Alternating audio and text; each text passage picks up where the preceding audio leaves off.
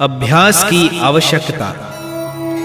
यदि है अभ्यासी नहीं कोई, ताकह चित्त निकम्मा होई।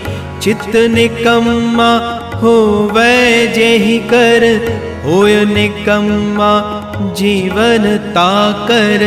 नित्य करे अभ्यास जो कोई, हो प्रत्यक्ष परोक्ष जो होई। होए स्वस्थ बलशाली काया, बने प्रबुद्ध ज्ञान बल पाया। यदि अभ्यास करे नहीं जोई, होए अल्पायु सदा जग सोई। आलस निद्रा और जमाई, मृत्यु निकटता कह ले जाई।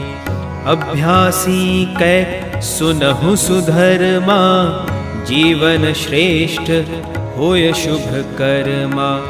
जीवन अगर संयमित कोई, सदा शांति प्रद जानहु सोई। सदा चले परमारथ पथ पर, वृथा होय नहीं जीवन तिन कर।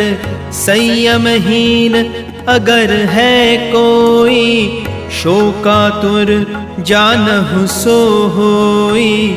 सब विधि कलुषित ताकी काया, नाना विधि तेहि दुख समाया। चंचल चित भटकत दिन राती, जानहु दुखी ताहि सब भांति।